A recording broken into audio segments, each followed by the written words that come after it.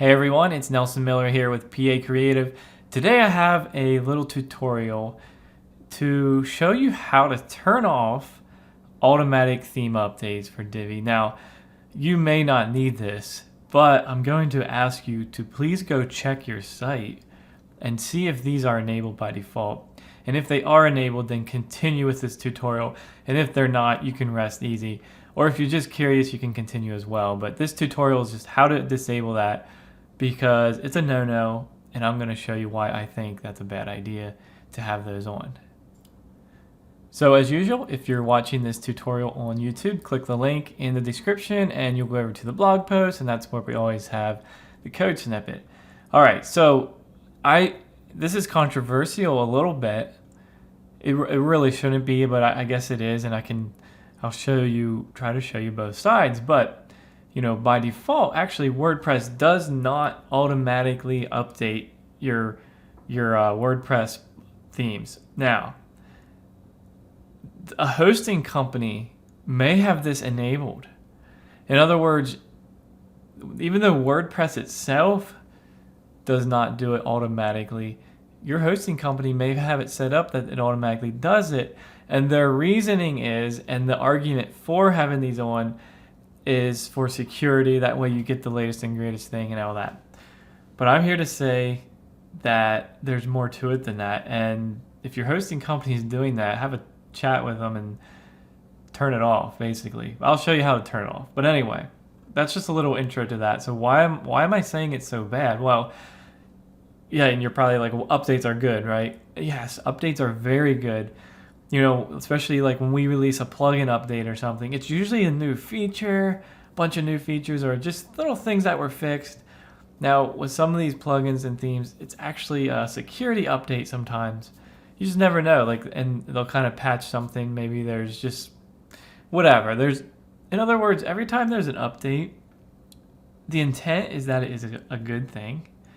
The intent is that the developers are releasing something good and valuable and improvement, right? Now, the problem is that sometimes there's so many factors out there, and I kind of talk about it here in the post. There's so many potential problems with updates, especially big ones. Now, there is a difference between like main updates and then like bug fix updates. So a lot of times if you see like in Divi, okay, so like I'm making this video after the 4.10 update came out, the performance update. So, a ton of sites were broken.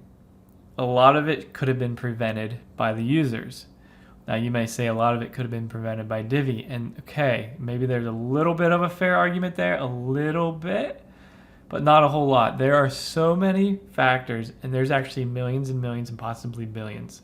And I say that honestly. If you do some math, how many different combinations of plugins and themes and code that could exist? You know, we need a mathematician here. How many different scenarios could exist? And for Divi to try to say, yeah, we've checked every possible scenario, every plugin out there, every bit of custom code that you could add, we've checked it and it's all okay. You would never get the update. So you have to understand that developers aren't intending for things to break, but sometimes they do because of all these different scenarios or you know, human error. You know, we got to give people a break too.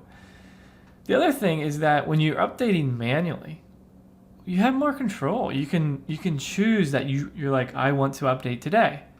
You know, I'm aware of the problems and I'm taking the proper precautions. I'm using a backup. I'm using a staging site, and then when I update, I am actually looking at the site and saying, yeah, everything's fine. If it's not, I could roll back, right? So it gives you that control. Can you imagine? I literally saw at least 3 people in the Facebook group saying that their site automatically updated to this Divi update, and I'm just like, what in the world? What for host do you have that's doing that? That's horrible. The fact that you're not taking updates seriously enough, you're not doing it manually. I'm going to have a whole series of tutorials here on backups and staging and all of this stuff, so stay tuned here. Let's get to this thing. Sorry. First of all, you need to check if they're already enabled. I would say that most likely it's not. So most likely, I guess I should say this tutorial is for a small group of people. But go check. I'll show you that. You go to, when you're in your WordPress dashboard, you can see here on my screen, I'm just under Appearance and Themes, okay? So if I click on here, that's my child theme, but then if I click on Theme Details, right here, you see this? Enable Auto Updates. So it's not enabled because it's saying to enable, right? I could click on this and it's going to say, oh, disable auto updates. So that means if you're seeing that, then click that. But here's the thing. I'm going to show you how to disable that you won't even be able to enable it. And I'm also going to show you how you can just completely hide the thing. Completely. Get rid of it. All right. So anyway, you saw that. Where should we place the code? Well, this is PHP code. So it needs to go in your functions.php file. So if you have a child theme, go to Theme Editor, Appearance, Theme Editor. And then, yes, you understand. But right here in my child theme, and you can download ours if you need it, but let's see, functions.php. So right here, in fact, in ours, I even say you can add code below this line. That's where we're going to do it. All right. So the first one, oh, and you could use this plugin. A lot of people use this. It's called Code Snippets. I've never used it, but it allows you to like add a new snippet and then you put the code there. It kind of feels maybe like a little bit like more user-friendly environment. Okay, you can try that if you need to. How to disable Divi theme updates. So what we're going to do is get rid of that link. That link where you could click to enable it. You won't even be able to click it. So let's copy this first one here. You can see I have a little comment. And then here's the one line of code. Put it in here. Oops.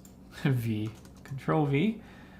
Okay, we're going to update the file. And now I'm going to show you. So let's go over to Themes. I'll click on here. Check this out. I can't click and it says auto updates are disabled. So that, if, I don't know, I guess I would not necessarily recommend that one. I would recommend this one here. Completely hide the thing. Get rid of it. Don't even have the option visible. That's what this one does. So let's copy this one. You don't really, I guess you don't really need to have both. We can delete the other one. All right, so here we go. Remove themes auto update option. We're just removing it completely now. Update that file. Now when I go back here to themes, say I click in here, it's not even there. You never knew it existed. I highly recommend that step, and you could just, like, some people have a child theme that they install every site. Like, it may have like a collection of snippets that you always use. This would be perfect for that. Put it in there and it'll always be disabled. You'll never even think about it because it will always be there as soon as you install your child theme. So there you go. Oh, and I have a bonus here. I felt like I had to include this bonus. I was like, while I'm doing it. So you can do the same thing for plugins.